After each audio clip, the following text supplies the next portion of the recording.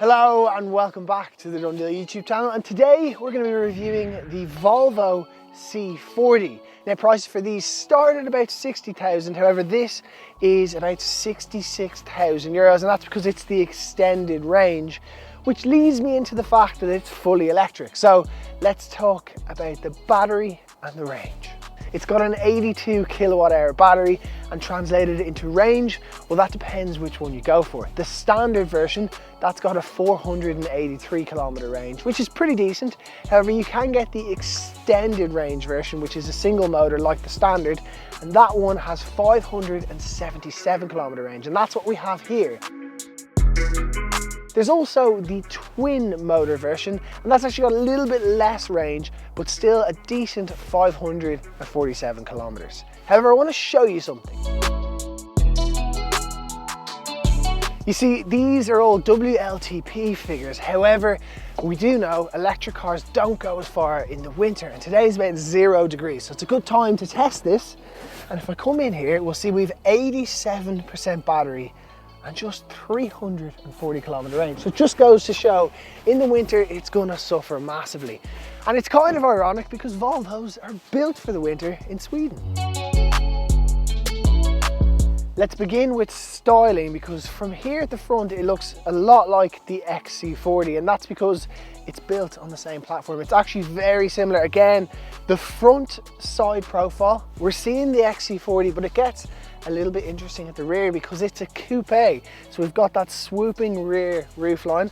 I like the kind of double spoiler. This spoiler here, it's really nice. Adds a very premium touch to it.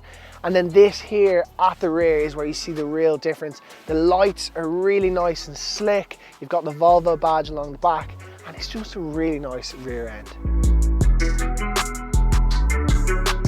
Now the interior, it's a lovely place to sit. It's very familiar to anyone who's owned a Volvo in recent years. Everything down to the seats, the infotainment system, the steering wheel, it's all very familiar.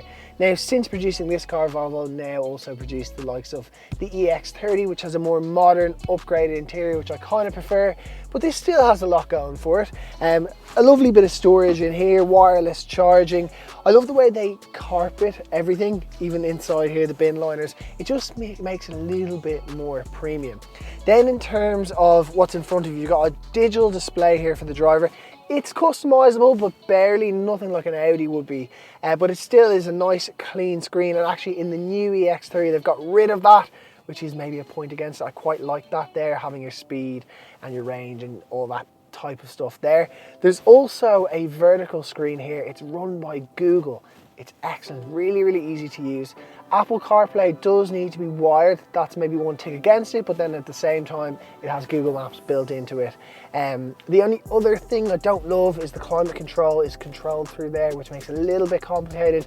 But you do have heated seats and a heated steering wheel, which is lovely in Ireland, and I can imagine it's really nice in Sweden too. There's also a lovely panoramic sunroof, and it's a nice spacious place to sit, but I think at this point, we need to go for a drive.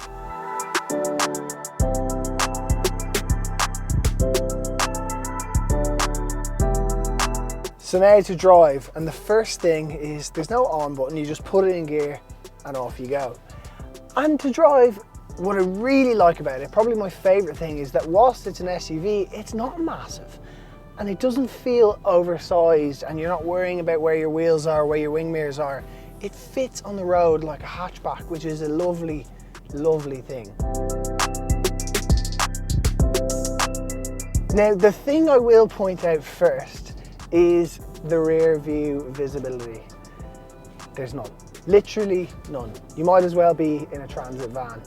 It is very limiting. However, what I will say is Volvo have done a great job at giving us a good way of compensating that, and it has 360-degree cameras, and they're excellent. Really, really handy for getting nice and close up to curbs or for getting in and out of tight spots. So really, really good job at fixing that problem there. As far as driving it day to day, it's lovely. If you've never driven an EV, then one thing will definitely shock you, and that's the regenerative braking, because it's really strong in this. If you take your foot off the accelerator, it stops quickly. And what that's doing is it's regaining that energy that's caused from slowing down and putting it back into your battery to extend that range. It's really, really good. I love that. And once you get used to it, it makes driving around the city and on motorways and kind of everywhere just a lot more easy. In terms of power, well, it's got 185 kilowatts in this version, and that translates to about 240, 250 brake horsepower. It's pretty quick. When you think about it, a Golf GTI isn't even that much power. Now, this is heavier, but it's got a lot of pick up and go, and it's very well gripped to the road. Even on a cold day like today on some loose gravel, I find the wheels aren't really looking for grip at all, which is a lovely, lovely safety instilling feature. And we'll get onto safety in a short moment. But that brings me into all of the driving aids, and it's got loads and loads on offer. In fact, the list is very long. But right now, what I think we'll do is we'll pull in and we'll talk about the safety equipment, because this is, as you can imagine with a Volvo, bonkers.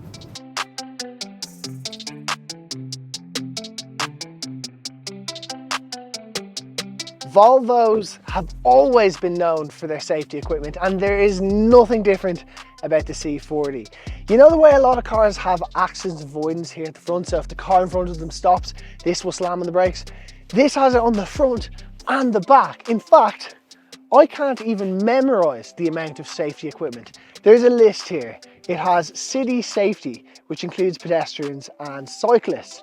It has oncoming lane mitigation.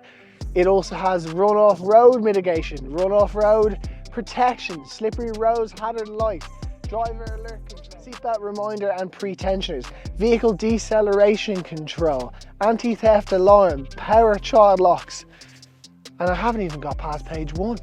Now, most electric cars will probably be charged at home because it makes the most sense financially and it's also the most convenient. But if you do have to charge out and about, the good news is there's fast charging. And like a lot of electric cars, it will go from 10 to 80% in about a half an hour. That's the industry standard. Now, inside the boot, it's actually not that much smaller than an XC40, which is quite good. 413 litres in here. For reference, that is bigger than something like a Volkswagen Golf. It's also quite spacious. I like as well that there's this robust mat. And one thing I've always liked of Volvos, it's a practical boot. So you can have these different dividers. It sets up quite well. And then obviously, I feel like I always make the Swedish joke, but it's hard not to.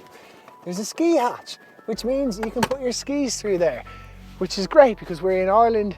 It's 0 degrees. And as you can see, we've buckets of snow.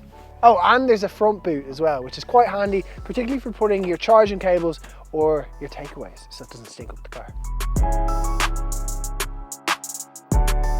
In the back, for someone of my height, which is perfectly adequate, it's plenty of space, but if you are a normal size adult, you might find it a little bit tight. However, there's good knee room. I like the armrests, and they've even done some nice premium touches, like some cheeky little heated seats down there. And just as a whole, quite a nice rear, but as I said, for adults, maybe tighter. And again, I will reiterate the fact that there is 3 ISOFIX points, 1 in the front and 2 in the rear. So one thing I never mention is just how well built the C40 feels. And that's a real Volvo thing. There's not a rattle in it. It feels very tight on the road and it's just very predictable. And I really, really like that. This has been DoneDeal's review of the C40. I hope you've enjoyed it, if you've learned something from it. If you have any questions, then please feel free to comment below and we'll do our best to give you any advice. And if you'd like to search for Volvos for sale in Ireland, then hit the link up there. We've got over 1,000 trusted dealerships all around the country. But for now, that's it from us and we'll see you in the next one.